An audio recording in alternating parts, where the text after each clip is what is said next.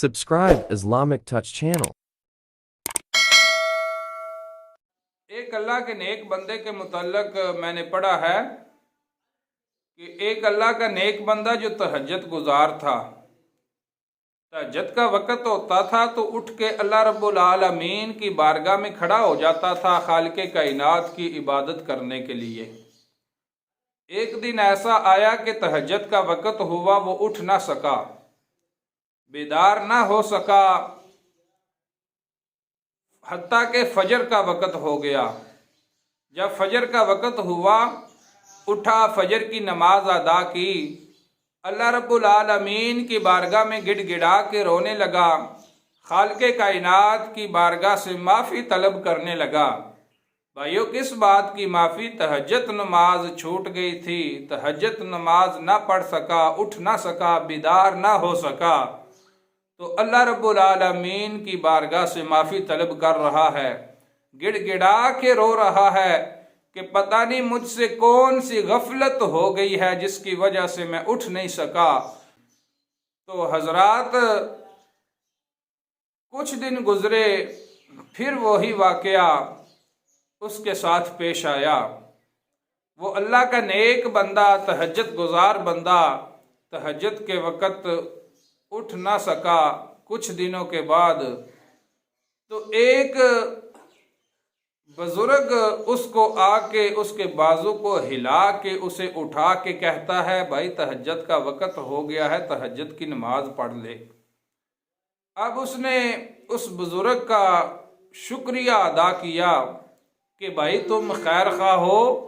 تم نے خیر خواہی کی میرے ساتھ کہ اگر آپ نہ آتے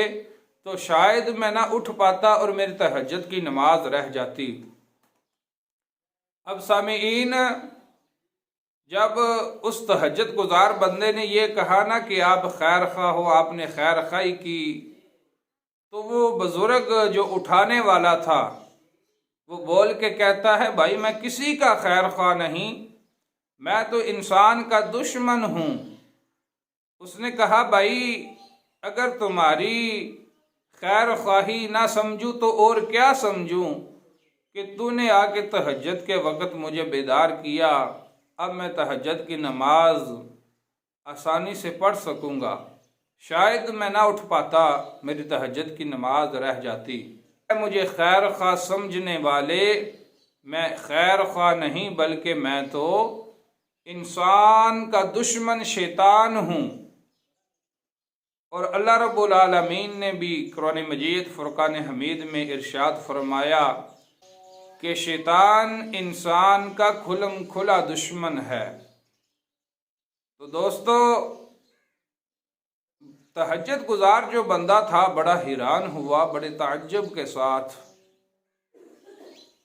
اس سے پوچھنے لگا، تم شیطان ہو، ابلیس ہو، تم انسان کے دشمن ہو، یہ تو میں بھی جانتا ہوں، لیکن میرے ساتھ یہ مہربانی کیسے کرنے کے لیے آ گئے کہ تہجد کے وقت مجھے اٹھانے کے لیے آئے ہو؟ تم تو وہ ہو جو فجر کی نماز کا وقت ہوتا ہے تو اٹھنے نہیں دیتے بندوں کو تاکہ ان کی نماز رہ ہی جائے۔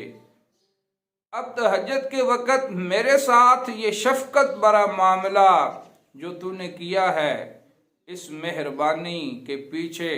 کون سا راز ہے؟ اب وہ کہتا ہے شیطان، ابلیس، کہ پہلے بھی ایک دفعہ تجھ سے تہجد کی نماز چھوٹ گئی تھی،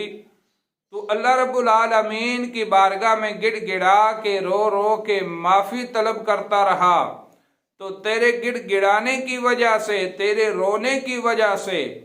اللہ رب العالمین نے تیرے نامہ اعمال میں کئی تہجدوں کا ثواب لکھ دیا تھا۔ اب میں نہیں چاہتا کہ تو سویا رہے، تیری تہجد کی نماز رہ جائے، تو پھر گڑ گڑائے اللہ کی بارگاہ میں اور تیرے نامہ اعمال میں کئی نمازوں کا ثواب لکھ دیا جائے، اس لیے اٹھ، کئی نمازوں کا ثواب نہ لے، وہ نہیں میں تجھے لینے دوں گا، بلکہ اٹھ کے تہجد کی نماز پڑھ اور تجھے ایک ہی نماز کا ثواب ملے۔ تو دوستو یہ تھے ہمارے اسلاف، ان کا طریقہ کار یہ تھا کہ تہجد کی نماز بھی چھوٹ جاتی تو انہیں بڑا افسوس ہوتا، اللہ رب العالمین کی بارگاہ میں گڑ گڑاتے، اللہ رب العالمین سے معافی طلب کرتے،